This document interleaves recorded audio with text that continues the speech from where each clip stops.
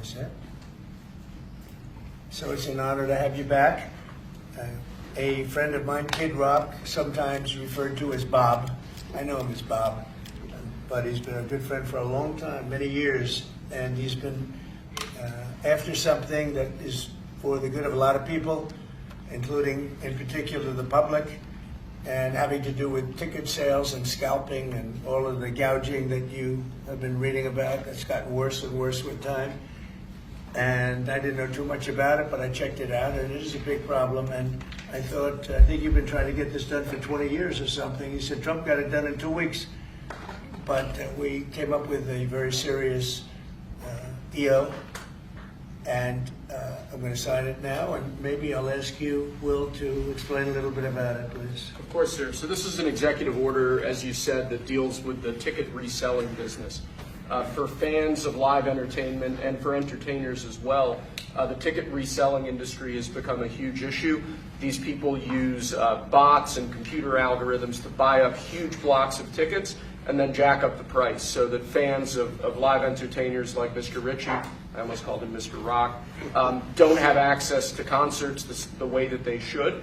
And when they do, it's at exorbitantly high prices. So what this executive order does, it charges the FTC and the Department of Justice with rigorously enforcing laws on the books in collaboration with state attorneys general that have power over consumer protection and other people who have the power to really crack down on this issue so that entertainers and fans won't be subject to these abusive and oftentimes illegal practices. Good. Thank you very much. Bob, you want to say something? Yeah, anybody it doesn't matter your politics. First off, thank you, Mr. President, because this has happened at lightning speed. I know you put, I want to make sure Alina Habba gets her credit too, because I know she worked very hard on this, but thank you for making this happen so quick. Anyone who's bought a concert ticket in the last decade, maybe 20 years, no matter what your politics are, knows that it's a conundrum. You buy a ticket for $100, by the time you check out, it's $170. You don't know what you can charge for it, but more importantly, these bots. You know, they come in to get all the good tickets to your favorite shows you want to go to, and then they're relisted immediately for sometimes a 400% or 500% markup. And the artists don't see any of that money. And, you know, ultimately, I think this is a great first step. I would love down the road if there would be some legislation that we could actually put a cap on the resale of tickets. And I'm a capitalist and a deregulation guy, but they've tried this in some places in Europe, and it seems to be the only thing that's us as artists be able to get the tickets into the hands of the fans at the prices we set. I'll be the first one to say, and I know the president doesn't like when I say this, but I'm a little overpaid right now. It's kind of ridiculous. I would rather be, you know, a hero to working class people and have them be able to come attend my shows and give them a fair ticket price. I can't control that right now, so hopefully this is a step to really be able to make that happen. I know a lot of artists and a lot of fans who love concerts and music are going to be very appreciative of you taking this. And I think Bob is more interested in the fans and the people that are having to pay crazy prices than he is the artist.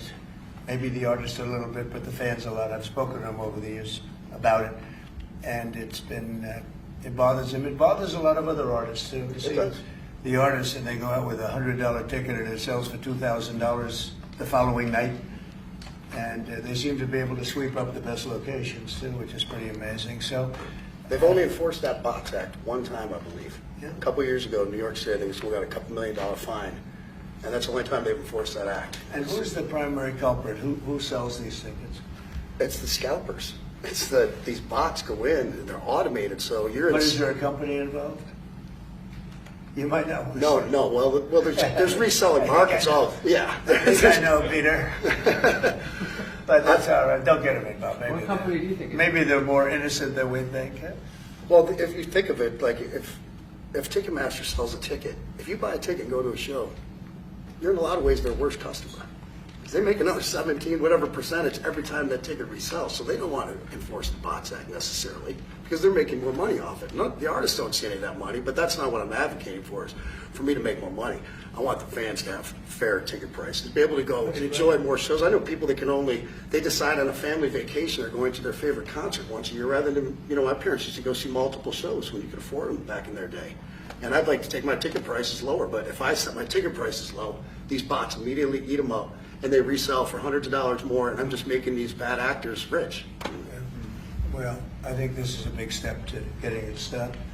Do you have something, Brad? Yeah, I do actually. I actually feel that the consumer is going to take the money that they've saved and actually buy merch, which you guys have a big percentage of, or do concessions, which you guys split with the venue on that as well. So I think their We money don't goes share for it. concessions a lot. No? No, those are, we try to, but they don't want to share it in the beer prices and parking or any of that stuff. But the bottom line is there's money for everyone to be made. There's plenty of money to go around. You know, no one's going to really lose here. You know, Ticketmaster, if we can get a cap, they're going to lose some money. But I've already talked to CEO Michael, and he's given me his word. He's on board for it. I was talking to Jacoby with Papa Roach earlier, and by the way, he's a big fan of what you're doing, President Trump, digging into this whole scalping and the box. A lot of musicians, you can say that, they're with Kid Rock, sir. Good. On I this, think so. without a doubt. A lot of people are. President Trump, would you ever wear a jacket like that? I don't know. I was thinking about doing it for tomorrow. We have a big event coming up, and I was thinking about doing it, but I'm not sure. So you recently bought a Tesla for White House staff I did. to use, but now there's all these domestic terrorists targeting Teslas. Are the staff scared to drive it? I don't think so. I haven't heard. They were complaining. I did buy one, and I let the staff use it. We have it parked conveniently, and one day we give it to Margot, one day we give it to Chamberlain, give it to Natalie, we give it to everybody around, give it to Dan Scavino, but he's got so much money it doesn't matter. But they love the car, and it's a great car, and it's made here, and it's made in the country. He's got a tremendous plant now in Texas, and he has one in California. Does a lot of his work here, and he's been really unfairly treated, in my opinion. I drive one. And Yeah. there's this other story. I know it's hypothetical right now, but if you were allowed for some reason to run for a third term, is there a thought that the Democrats could try to run Barack Obama against you I'd love that. for his third term? Boy, I'd love that. That would be a good one. I'd like that. No, people are asking me to run, and there's a whole story about running for a third term. I don't know. I never looked into it. They do say there's a way you can do it, but I don't know about that. But I have not looked into it. I want to do a fantastic job. We have 4 years, just about, almost close to 4 years. Time is flying, but it's still close to 4 years, and we're getting a lot of credit for having done a great job in the first almost 100 days. And we have some big things we're going to be announcing over the next 2 days that you know very well, Peter, and I think it's going to be something that's going to bring a lot of wealth back to our country, tremendous wealth back to our country, actually. And other countries are understanding it because they've been ripping us for 50 years, longer, but they've been ripping us off for years, right from the beginning. And I think this is going to be an amazing, I call it a lot of different names, but it's really, in a sense, it's a rebirth of a country because how we could have afforded to do what we did. We help everybody, and they don't help us. I really, the term I like best probably is the liberation of America. It's the liberation of this country because it's incredible. Look, we have 36 trillion in debt for a reason, and that accumulates over a long period of time. So I think what you're going to be seeing over the next couple of days will be very inspiring to a lot of people. You know, they had a lot of auto plants being built in a certain country. I don't want to mention the country because we get along great with the country, but those plants aren't being built there anymore. They gave them up today and yesterday, day before, and they're building them all now in the United States. And we have many examples, not only auto plants, chip companies from Taiwan are coming in. The biggest, Mr. Wei, he's big. I said, you are a smart guy, aren't you? I've been reading about him over the years, but he controls a large portion of the chip business, as you know. You don't get smarter. They're going to be investing $200 or $300 billion. Apple's investing $500 billion. You know, they always built their places in China. Now he's building here. I think because of you speak to Tim Cook, because of the election, but maybe more importantly because of the tariffs. You know, he's got really an obligation to do it. But we have many, many companies that you haven't even heard of. But I think we'll be at $5 trillion very soon. And if you think about this, we've never been anywhere near that. I don't know if we've ever been at $1 trillion. What do you mean by that? We're 500. What do I mean by trillion? 5 trillion. What are you referring to, sir? I think that we're going to be at $5 trillion of investment. I think you're going to have investments very shortly. We're already 3.5, and we have commitments, verbal commitments for a lot more. And numbers like that have never been done in this country, and it's going to get harder. This is in 2 months. It's really in less than 2 months, because since we've really gone out with it, and we have other interesting things happening. But to me, the whole tariff situation, and essentially they've done that to us for many years. So if we're anywhere near $5 trillion in 2 months, this could be numbers like the country's never seen. And every time you hear a dollar spent, that's another job, because the jobs are coming with it. So auto plants, chip plants, pharmaceuticals, lumber coming in. We have things happening in this country. I'm not sure that they've ever seen it. Steel, we have tariffs on steel. They've been here for a while. Steel and aluminum. Nobody's ever seen anything like we're witnessing now. Nobody's ever seen anything. Most of you agree with that. I mean, it's nothing much you can't agree with. We have things happening in terms of jobs and investment, the likes of which I don't think we've ever seen. If you look at, let's say, $4 to $5 trillion in a period of a month and a half, that's even more than you do with your concerts, which are always sold out, right? Nobody's ever seen numbers. And think of it, where Apple's at $500 billion, as I said, but they always used to spend that money in China. Now they're spending it here. That means they're going to build. Now, they don't have any tariffs. Remember, there are no tariffs if you do your product here, if you build whatever it is in the USA. One of the things we're also trying to get is if you buy a car that was built in the USA, you get a deduction on interest. So if you go out and borrow money to buy a car, if it's built in the USA, never been done before. It's a big deduction for people that really aren't used to deductions, frankly, because people that buy cars like that are not big into the world of deductions, and now they're going to learn about deductions. So I think it's going to be great. Yeah. Mr. President, are you going to move ahead with a universal tariff or different individual tariff rates on a whole variety of different? Well, you're going to see in 2 days, which is maybe tomorrow night or probably Wednesday. You're going to see, and they're reciprocal. So whatever they charge us, we charge them, but we're being nicer than they were. We have a lot of countries, friend and foe. I always say friend and foe, but the friend in many cases is worse than the foe. They took advantage of us, and we are going to be very nice by comparison to what they were. The numbers will be lower than what they've been charging us, and in some cases maybe substantially lower, but we sort of have a world obligation perhaps. But we're going to be very nice. Relatively speaking, we're going to be very kind. Mr. President, you met with the chairman. Somebody said that about me the other day. He said, who doesn't know me very well, they said, "You're such a kind person." And I said, "Say that again." They said, "You're a kind person." I said, "I've never heard that before." It was a weird statement. I was kind. Who said that? I've heard of words, I don't know, I better not tell you. I've been called a lot of things, but it's sort of a different kind of a word. It's like an old-fashioned word, isn't it? Mr. President, you met with the chairman of Stellantis today. Did Yes. he ask you for a pause on the auto tariffs? No. What was that meeting about? Just about some of the problems they have with the environmental, which we're going to clean up. Have any of the automakers... We're going to probably go back to 1920. If you look, we're going to go back probably to a 2020 standard. So we'll have 2020 standard, and that's just a few years ago. Oh, they're making it so difficult. All over the world they're making it. It doesn't mean a damn bit of difference even for the environment. It doesn't matter.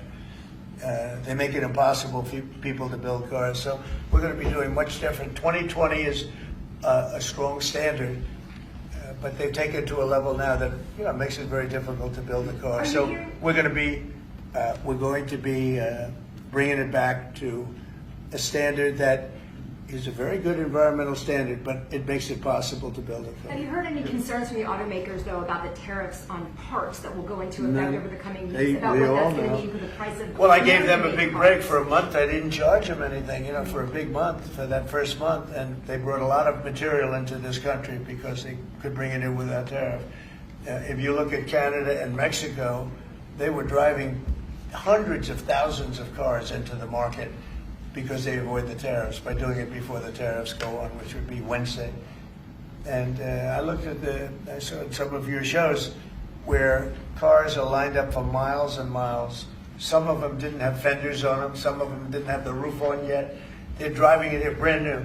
They're driving it in because they want to avoid the tariffs. I let them have that.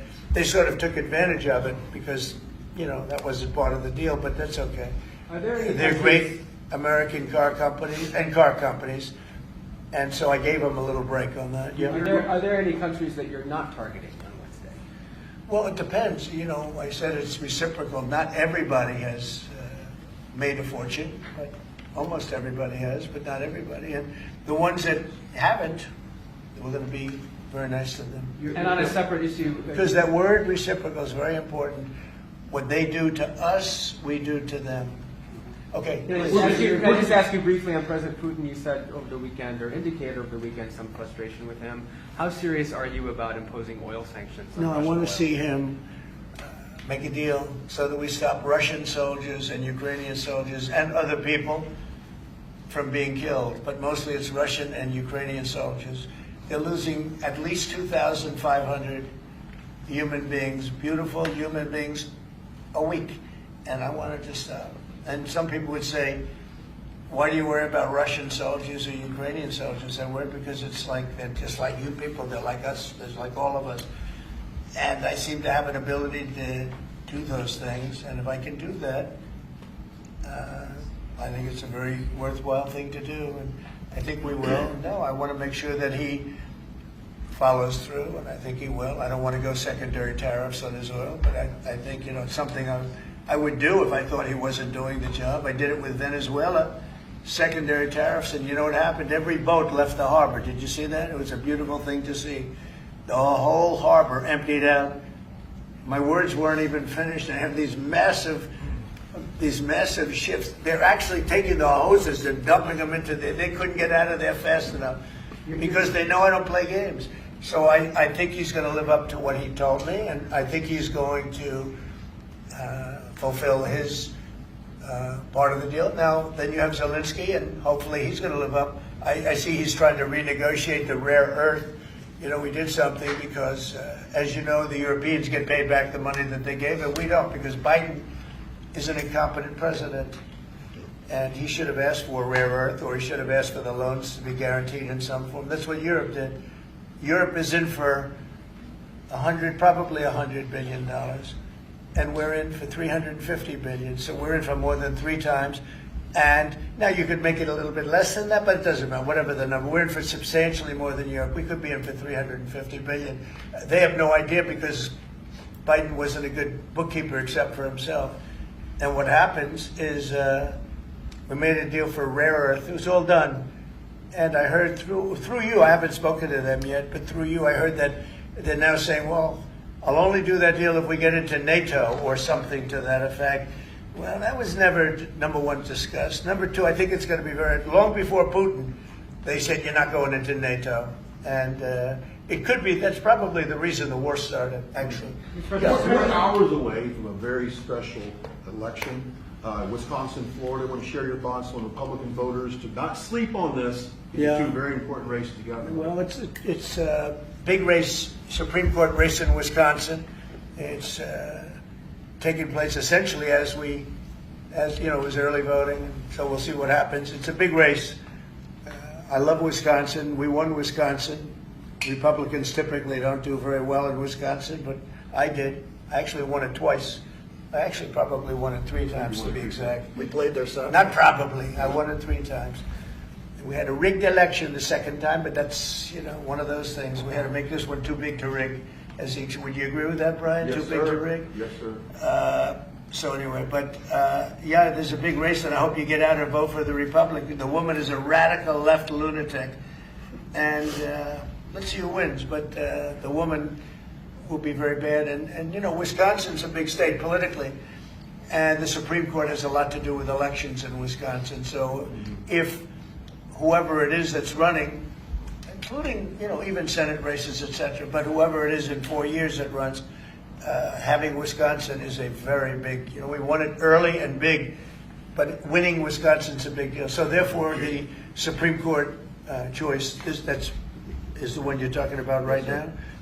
It's a big race. It's going to be announced fairly shortly. President Trump, on TikTok, Big league deadlines, you got Liberation Day, and then TikTok deadline. Yeah, is this we week. do, which I can extend if I want, but we have a lot of enthusiasm for TikTok, for buying it. I think TikTok is good. I used it I was a great TikTok guy, and we won by 36 points, the youth. You know, we won the youth, which Republicans don't do. Maybe it's because Kid Rock likes Trump, I don't know, but we won the youth by 36 points, and I attribute some of that to TikTok. Is the TikTok deal, the negotiations now, tied to a bigger tariff deal with China? No, but you know, it could be. I mean, you know I've used tariffs for lots of different reasons, but I could see, 1 point in tariffs with China, big country, would be probably worth more than all of TikTok, as valuable as TikTok is. It's big stuff. So there's a great example. That's a great question, actually. I'm a very flexible person. I could use that for that. Like, maybe I'll take a couple of points off if I get approvals for something. I haven't done it. Maybe I'll do it, maybe I won't. But it's a very good question. Peter, you're very good. Thank you. You'll love this one. Go ahead. It's not front page news, but I am just curious. What is your thought about Tiger Woods now becoming part of the broader Trump family? Well, I love Tiger, and I love Vanessa, and they had a great relationship. I happen to think the relationship with my son, I happen to think the relationship was hurt very badly by the witch hunt that went on, Russia, and all the crap that they put Don through, who knew nothing about it. But Vanessa and Don had a very good relationship. They have incredible children, 5 incredible children, all good athletes, all great students. They're like great, and they broke up, quite a while ago, and which was to me very sad because I think they're both great. Don and Vanessa, and Tiger actually called me a few months ago, and I have a very special, very good relationship with Tiger. I played golf with him a couple of times over the last month, and he's a fantastic guy and a fantastic athlete. And he told me about it, and I said, Tiger, that's good. That's good. I'm very happy for both. I just let them both be happy. Let them both be happy. They're both great. To follow up on China, China, South Korea, and Japan say they're going to work together in cooperation to respond to the tariffs that you're going to put into effect this week. Are you concerned that this move of the tariffs this week could push some of the United States' closest allies to work with China? No, I'm not worried about it. I'm not worried about it. Yeah. Mr. President, can I ask you I about think they have a something? chance of doing better, actually, with the tariffs. It can actually help them in a certain way. And I think a lot of them will drop their tariffs because, they've been unfairly tariffing the United States for years. And if you look at the European Union on cars, the European Union already dropped their tariff down to 2.5%. It was announced a couple of days ago, which is what which is a very small tariff. The United States charged very little. And I think I heard that India just a little while ago is going to be dropping its tariffs very substantially. And I said, why didn't somebody do this a long time ago? A lot of countries are going to be dropping their tariffs. And also what happened in France today, Mr. President, Marine Le Pen, the far-right leader, got convicted in court and is now banned from running for office for 5 years. Do you have a comment? That's a big deal. That's a very big deal. I know all about it, and a lot of people thought she wasn't going to be convicted of anything, and I don't know if it means conviction, but she was banned for running for 5 years, and she's the leading candidate. That sounds like this country. That sounds very much like this country. Okay, anybody else? You've been presented with a bunch of proposals for tariffs by your advisors that you're talking about that idea publicly. And who?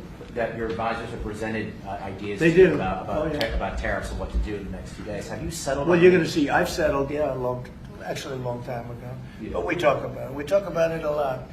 We want to do what's right for the country and even the world. It affects the world, not just this country. This has been the piggy bank for the entire world. So it really does affect the world, and that's important to me also. Yeah. Yes, Mr. President, in the past you have said that you want the quick return of Austin Tice, a Marine Corps veteran and a journalist who went missing in Syria over 12 years ago. Yeah. Have efforts been made to locate Austin Tice been extended beyond Syria, including potential leads in Iran? And do you have plans to get in touch with Ms. Deborah Tice, the mother of Ms. Austin Tice, and also at the same time, organizations like Hostage Aid Worldwide have been on the ground in Syria searching for Austin Tice for many years. Can I get your comment on the future, potential future plans to locate Austin Tice and to bring him home finally? So we've been looking, as you know, for Austin for years. I don't know about Biden. I don't think Biden was looking for anything, but we were, and there's been virtually no sign. You know that there's been no sign of Austin. An incredible young guy. Be less young now. It's been a long time. It's been many, many years. The mother is fantastic. She's a very committed mother that her whole life is to find her son, who was in Syria and just disappeared off the face of the earth. So, you know, a lot of bad things happen. But we're always, you know, we will never, until we find out something definitive, one way or the other, we'll never stop looking for him. But we have been, and the response, it's just a lot of dead ends. He's been gone for a long time. The problem is there's never been a sighting. You know, sometimes you'll have somebody you're looking for him and there's a sighting. There's never been a sighting of Austin, but we are out there and we have great respect for his family and for his mother. She's been unbelievable. Yeah, Mr. President, a question about... No, behind you. No, apologies. Yes, you've had outreach with the leaders of Russia and China. You've made an outreach to Iran. When are you going to plan to reach out to North Korea and Kim Jong-un? Anytime in the near future? Well, I do. I have a very good relationship with Kim Jong-un. Now, you people hate to hear that, but it's very important. I got along with him fantastically, as you know. It started off very rough, very nasty. Little rocket man, the whole thing was a nasty deal. And then one day we got a call that they'd like to meet. We met. We have a great relationship. And yeah, we have, there is communication, yeah. Mr. I President, think it's very important. You know, he's a big nuclear nation, and he's a very smart guy. I got to know him very well. You remember, I put my foot across the line, and then I walked across the line. I don't know if Secret Service was thrilled with that. They actually wasn't. They were not too thrilled. But I have a very good relationship with him. Yeah, we'll probably do something at some point. Yeah, please. Jeff. who's on your short list, Mr. President, to replace Elise Stefanik as U.S. Ambassador to the UN? So we have a lot of good people that want it. First of all, Elise is fantastic, and I just don't want to take chances with you guys saying, how is the election going? We have a congressional election that's a little bit close. I guess the one is in good shape, but the other one's a little bit close. But Randy Fine is a great guy. They're both good candidates. They're very good. But it's, you know, a little bit, we want to be careful. And Elise is very popular in her district, and so am I. We won by a lot of points, and so did she. And there's a lot of people that wanted to run for it, but we have no idea are they going to win. I think it's just security. And I said, Elise, what about going back? Because they love you there, and she's going to take a big leadership position with Mike Johnson and the group, the speaker. And I can tell you that for the replacement, we have a lot of people that have asked about it and would like to do it. David Friedman, Rick Grinnell, and maybe 30 other people. Everyone loves that position. That's a star-making position. And so we'll see what happens. But we have a lot of people that are interested in going to the United Nations, as you can imagine. Yeah. Just let me get a quick music question. Favorite song to play live is what? And then my question for you, Mr. President, your favorite rally you did last year, 2024. What was your favorite one?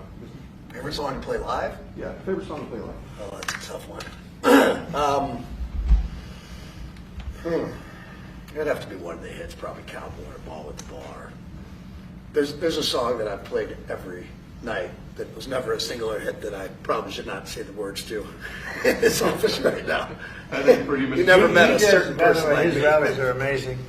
He does great and gets big crowds. He's really a star when it comes to that. He is a very talented guy. I would say maybe Madison Square Garden. Yeah. Because anybody that was there, the owner of the garden, Jim Dolan, who's, you know, to me always been terrific. He said this, he's never seen anything like it. We had when you announce Madison Square Garden, you know, it's a big arena, but we sell out big arenas. We sold out in Milwaukee. We sold out at every big arena. We never had empty seats. It's amazing. They talk about Bernie Sanders gets 2,000 to 3,000 people. Everyone said, these crowds, I get 107,000 people in New Jersey. In Butler, PA, we had over 100,000 the second time. We had 55,000 the first time. We have big crowds. I would say Madison Square Garden because I grew up in New York and the Garden is great.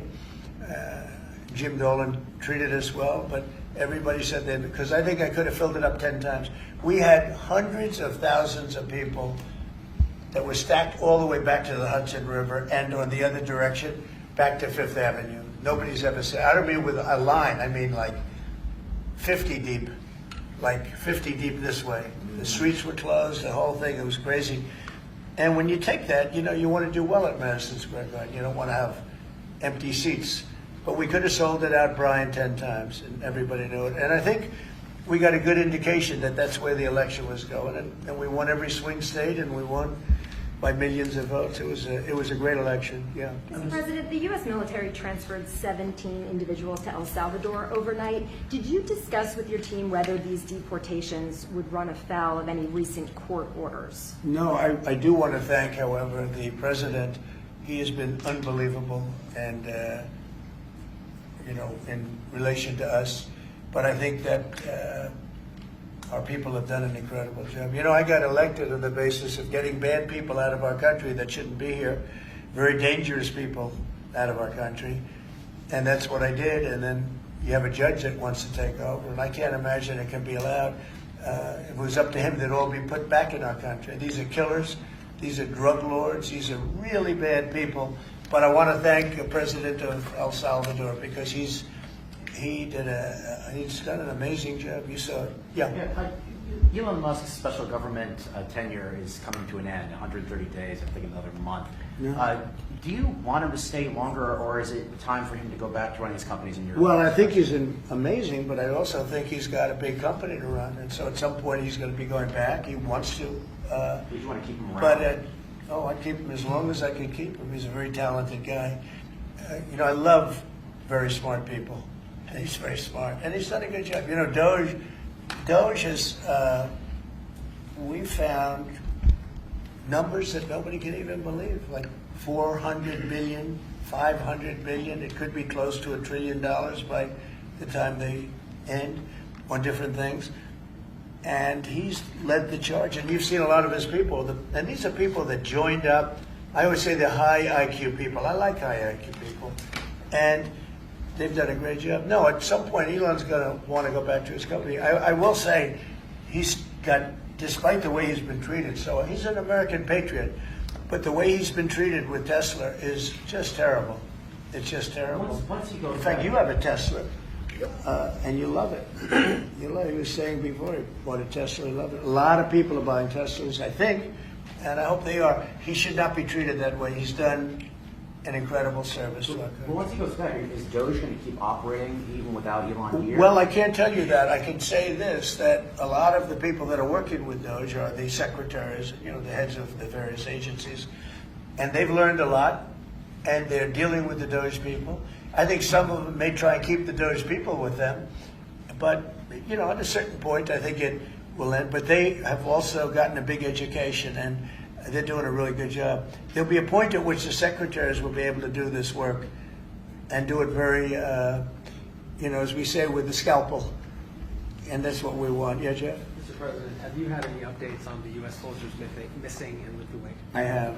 Can you give us an update? So 3 are no longer with us, and 1 is unfortunately probably in the same category, but they haven't declared that yet.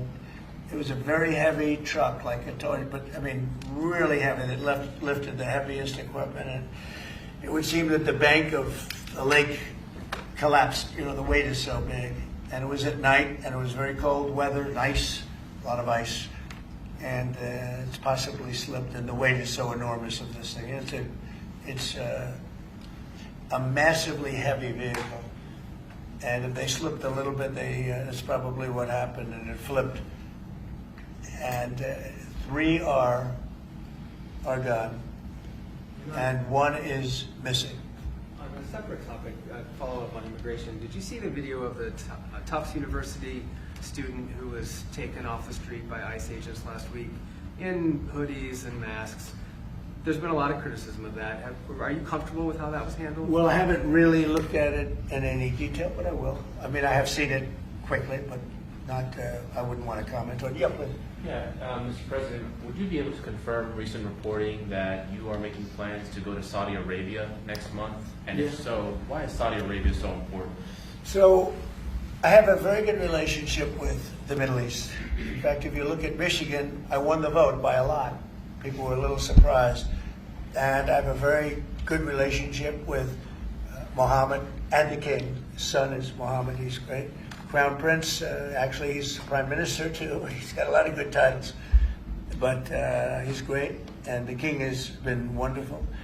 And if you remember, last time I went to Saudi Arabia, I put him first on the list because they agreed to buy $450 billion worth of American goods, military and otherwise. And they did, and it was an unbelievable day. It was in this gorgeous ballroom, and companies were there from many, probably 100 companies, and they were given anywhere from 40 or 50 million dollars to less, and more actually. Okay, some of them were given numbers that were just many times that amount. I think we had a couple of $20 billion deals, and big stuff. And it's a very rich country because of oil, and we are a very rich country ultimately when we straighten it out because of oil. Oil is always good, and I agreed to do it again, and they've agreed to spend close to $1 trillion of money in our American companies, which to me means jobs. So they're going to spend hundreds of billions of dollars giving them to American companies that are going to be making equipment for Saudi Arabia and other places in the Middle East. And for that, I think it's worth it. I did it last time, $450 billion, and the press was there. It was one of the most unique days I've ever seen, where companies would get up and you're getting $20 billion. They named the company, and the chairmen were all there, every chairman and top person in the company. You remember that, Peter? I don't know if you were there. You might be too young for that. I was on the Democratic campaign trail. Well, that was boring. This was a much better deal. But it was amazing, actually. It was an amazing day. We sold and we partook in $450 billion worth of investment into American companies. And they announced the company, the amount of money, $1 billion, $5 billion, $25 billion.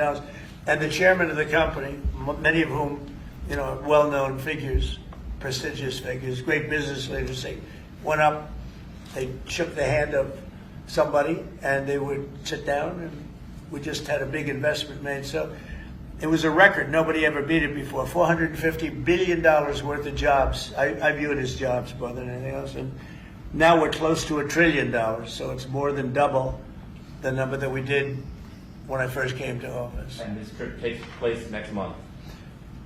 It could be next month, maybe a little bit later, yeah. And we're going to Qatar also. And also we're going to possibly a couple of other countries. UAE is very important. It's a great leader in UAE. And I had his brother here the other night, if you saw that. We had a wonderful guy, a wonderful family. So we'll probably stop at UAE and Qatar, and as I used to call it, Qatar. Nobody's ever told me right or wrong. I always like to say Qatar, but it's Qatar. They like to say Qatar. And Saudi Arabia, the three of them, and then we'll go other places also. But in the Middle East, those seem to be the three. And again, tremendous amounts of jobs will be created in those 2 or 3 days. Thank you very much, everybody. Thank you, press. Headed out that door right there. Thanks, guys. Thanks, guys. Wait. Well, that was good. Okay, ready, everybody? You better do well with this. He's going to do it. Make sure everything is nice and clean. Right for your Make America fun Because again. you're not in a clean industry. Hold that up. Okay? Thank you, everybody. Thank you, Press. Thank you, Press, everyone. Thank you. This way.